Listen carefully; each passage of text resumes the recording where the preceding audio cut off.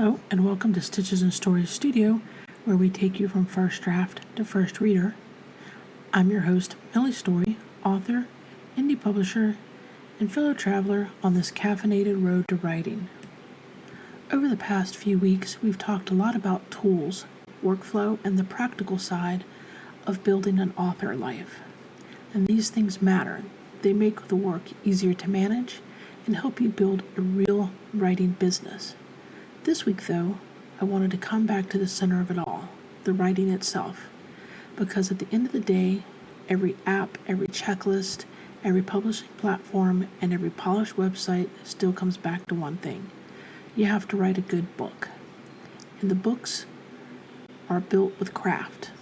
So today, we're talking about craft books that actually help. Books and resources that can make you stronger on the page, clearer in your storytelling, and more intentional as you grow as a writer. I'm also adding a new segment this week at the end of the show about what we're reading this week. And I think it's important for us as writers to also be strong readers. Reading widely gives us fuel, perspective, rhythm, fresh ideas, and about what works on the page. So settle in, grab your coffee, tea, or favorite notebook, and let's talk craft. One of the easiest traps for writers, especially indie authors, is spending so much time learning how to publish that we stop learning how to write better. Publishing skills matter, business skills matter. Learning how to move a book into the world really matters, but craft is the foundation that holds all of that up. Craft helps you write stronger scenes, it helps you build believable characters, and it helps you shape pacing, tension, dialogue, and emotional movement. It helps you to revise with purpose. When people hear the word craft, it sounds formal or intimidating, but really it comes down to learning how stories work and learning how to make your own stories work better. That's where a good book can be so helpful. They give you language for what you're trying to do, and they help you see more clearly what is already happening on the page. At the same time, every writer is different. The right book for one person may not be the right book for another, and the right book today may not be the right one 6 months from now. And that's perfectly fine. I think craft books are more like a menu. You choose what fits where you are right now. You read it, test it, take what helps, and carry that back into your work. Let's look at a few categories. Mindset and the writing life. These are books that will help you stay steady, keep perspective, and keep showing up. Bird by Bird by Anne Lamott is one of those books writers return to again and again because it's honest, funny, and encouraging. It speaks to the reality of messy drafts, imperfect beginnings, and the emotional side of writing. On Writing by Stephen King remains popular because it's clear and practical, grounded in the daily discipline of writing and reading. It is part memoir, part craft guidance, and full of reminders that clarity and consistency matter. Books like these support the writing life itself. They help keep writers going, and sometimes it's exactly what we need in our day. One of the biggest steps forward in craft comes when you stop reading only for enjoyment and start reading with attention. You begin to notice why a scene moves you, why a chapter ending works, why a piece of dialogue lands, why one story pulls you forward while another loses momentum. Reading Like a Writer by Francine Prose is excellent for this. It helps you slow down and really look at the sentences, the dialogue, the character, and the scene work. It builds the habit of noticing what writing is doing instead of simply reacting to it. That kind of attention can transform your own writing because once you learn to see the craft more clearly in other people's work, you begin to recognize it in your own. Now for prose and sentence level skill, story matters, of course, and language matters too. The words on the page carry the reader through the story. Stronger prose gives you more control over tone, rhythm, and emotional effect. Steering the Craft by Ursula K. Le Guin is a wonderful choice. for writers who want to deepen their writing itself. It focuses on language, sound, structure at the sentence level and includes exercises you can actually use. I highly recommend this one. This is the kind of book that helps writers develop more awareness and more control. It sharpens your ear and helps you hear more of your own writing more closely. Sometimes the challenge is momentum, sometimes it's shape, and sometimes you have a strong draft with strong pieces, and you can feel that something in the overall movement is still off. Side note, I'm experiencing that right now in my latest science fiction book, and I'm doing some heavy rewrites. And that's where structure books can help.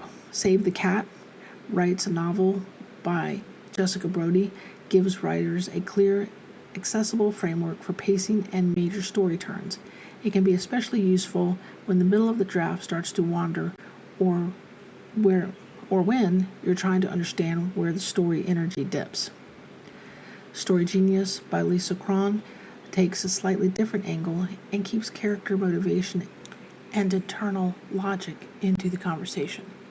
It is especially useful for writers who want the emotional architecture of the story to feel strong, as well as the external plot. Both books can help you diagnose a story and understand what it needs next.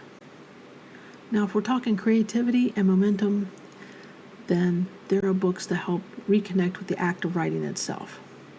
Writing Down the Bones by Natalie Goldberg is often recommended for writers who need movement, freedom, and more open creative practice. It can help loosen the grip of overthinking and making room for actual words on the page. And actual words on the page are still where every book begins. So the best place to start is with the problem you are trying to solve. If you need encouragement or perspective, reach for Bird by Bird or On Writing. If you want to sharpen your instincts as a reader, pick up Reading Like a Writer. And if your prose needs more attention, Steering the Craft is a strong choice. If your draft feels shapeless or uneven, Save the Cat writes a novel, or Story Genius may help you see what's missing. If you need help getting words flowing again, Writing Down the Bones may be the right fit.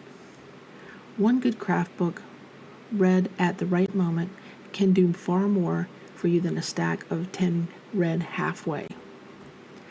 The goal is growth, the goal is insight, and the goal is carrying something useful back to the page. Craft books matter, and they're only a part of the picture.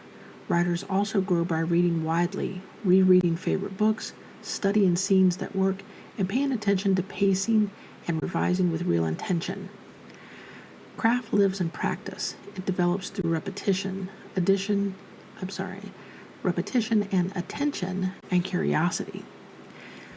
Every strong sentence you study teaches you something. Every chapter that keeps you turning pages teaches you something. Every revision where you finally understand what the scene needs teaches you something. Now, on a side note, I also want to mention one professional resource for indie authors, Ally, the Alliance of Independent Authors.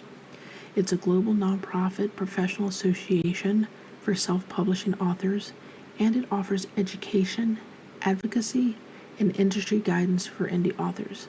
It's also launched its own indie author bookstore this past spring, which makes it an especially timely resource to put on your radar.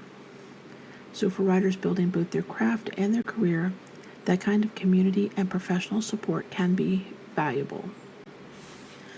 Also, on a personal note for inspiration, stepping away from books for a few minutes and trying something different can also be very helpful. I personally turn to music. I love music. I love all kinds of music. And I have my writing playlist that I listen to depending on the genre that I'm writing. And it may even get down to a scene that I'm trying to craft, may have its own playlist. It might be one or two songs, so it's a really short list, but it might be some sort of rage metal if I'm working on a fight scene, or if I'm writing romance, maybe I'm listening to love songs sung in French. I don't speak French, but the music is still so beautiful, and it's still such an inspiration to setting the mood. So if your eyes are tired or you just need a break from it all, just, take your headphones, go sit outside or in a nice, peaceful place and listen to some music with your story in mind. And that often works for me as well. But again, if there's one thing I hope you take away from today's episode, it's this: keep growing in craft. You don't need every method. You don't need every writing book ever published. You need curiosity, attention, and a willingness to keep learning. Choose one helpful resource, study a favorite novel more closely, read with intention, write with intention, and return to the page with a little more understanding than you had before. Tools are useful, the business side matters, the craft is still the heart of your work. Thank you so much for spending time with me today on Stitches and Stories Studio. If you enjoyed this episode, share it with another writer who might need a little encouragement or a helpful nudge back toward craft. If you would like, you can find me online and all of my books at stitchesandstories.com. You can also find me on Substack, YouTube, Facebook, and Instagram as Melissa L. Story. You can reach me by email at Millie, M-I-L-L-Y, at stitchesandstories.com. And if you'd like to support the show or my writing, you can become a paid supporter through my Substack, or you can leave me a tip over at buymeacupofcoffee.com, also under Melissa L. Story. Until next time, keep reading, keep writing, and keep moving one page at a time.